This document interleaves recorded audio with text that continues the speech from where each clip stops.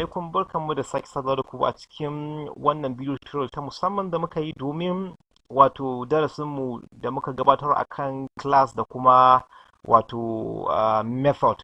So kai tsaye ba tare da ɓata lokaci ba za mu je mu fara creating ɗin class namu wanda za mu sanya suna misali class da method. Idan muka sanya finish, so kun ga class ɗinmu nan an yi creating. To amma kamar da kuka sani shi class ba komai bane idan babu method ita ce abin da ke aiwatar da aikin da ake son class ɗin yayi. Su method kamar su method kowanne kamar yana aikata wani aiki ne na musamman, wa'annan ayyukan kuma aka haɗa su za su bada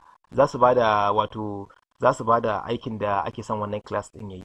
Shi class yanzu misali in muka so mu rona shi, kun ga error zai bamu cewa zai me yasa babu main method a ciki. Main method ita ce method ɗin dole ta kasance a cikin class kamun a iya rona shi, amma kamar yadda zamu iya gani kila a cikin wasu darasan mu za a iya rona program ba tare da main method ba, amma wannan class ɗin dole ne ya zamto ya ta'allaka ne kan wani class ɗin wanda ke da main method.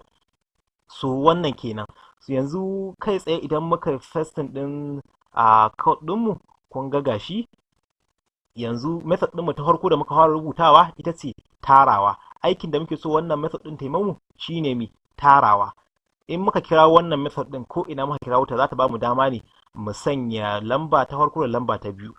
Ga ta gano mana tarawa tsakanin wannan lamba ta biyu, kamar yadda kuka gani nan gashi sanya lamba ta farko in muka sa, sanya lamba ta biyu idan muka sanya, za ta haɗa wannan hit sanya cikin amsa, sai ta bamu cewa lamba ta ɗaya da lamba ta biyu dukansu ga abin nan ɗinsu. Abin in kun lura nan wayaran lamba variable ɗin ce muka sanya ba text bane muka sa, variable ɗin ne muka sa, sai muka yi concatenation ɗin variable ɗin da wannan, ma'ana in ta rubuta abin da ke cikin variable ɗin sai kuma ta sanya wannan rubutun. Kun ga ma mun yi concatenation ɗin wannan, shi ma ɗin wannan rubutun sai muka yi concatenation ɗin shi kuma da wannan variable ɗin ta biyu, ita ma ɗin sai muka yi concatenation ɗinta da wannan abin ɗin da rubutun da muka yi, shi ma wannan sai muka yi concatenation. Shi wannan concatenation kamar yadda za ku tuna kamar ana amfani da shi wurin haɗa rubututtuka ne. Misali kana so ka sa variable ka haɗa variable da kuma rubutu, so za ka iya amfani da concatenation. Ita tashi ta haɗa maka su wuri guda.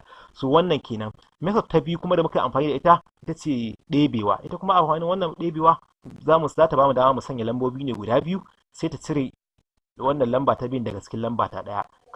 Kamar yadda za ku gani a cikin wannan misali, za ta ce print wato sanya lamba ta farko gashi, sanya lamba ta biyu gashi, sai ta gano lamba ta biyu a ɗebe daga cikin lamba ta ɗaya, sai ta sa mana answer nan komi kenan. Method ta uku da muke ita a cikin wannan class ita ce main method. Ita kuma main method ɗin ita ce zamu amfani ita wurin rona sauran wa'annan method ɗin da muka yi. Kuma kai tsaye abin da muka yi a cikin wannan method ɗin kawai mun kira method ta tarawa, mun kira method ta ɗebewa.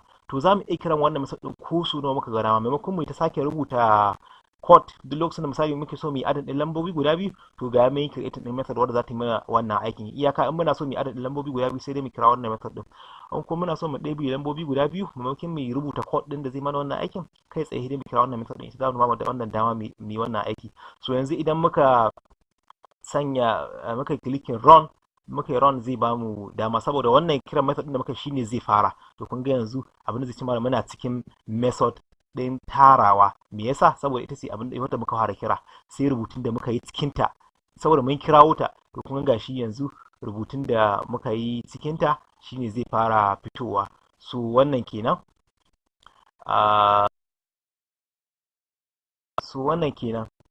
Ga output ɗinmu gashi, sai mu sanya lamba ta farko misali 4, sai ce mu sanya lamba ta biyu misali sai mu sanya 2.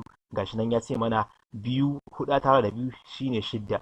Sai kuma method ta biyu wadda muka kira shine ɗebewa, sai sake rubuta mana abin da muka sa cikin method ta biyu shine muna cikin method ɗin ɗebewa, ma'ana subtraction. Gashi rubutun ya fito, sai sa sanya lamba ta farko misali bari mu sa 4, sai sanya lamba ta biyu bari mu sa 3 misali, ga answer ta 4 a ɗebe 3 shine zai bamu ɗaya. Again in muka sake ronin ɗin shi zamu iya sa duk lambobin da muka ga dama ko mun yawan su.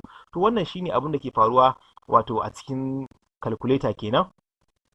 method ne ake rubutawa. Misali wurin tarawa za a sa wannan method ɗin, in ka latsa tarawa ma'ana to za ka kira wannan method ɗin kenan, in ka latsa ɗebewa za ka kira wannan method, in ka latsa sau to akwai wata method dama ta musamman wadda ke wannan aikin.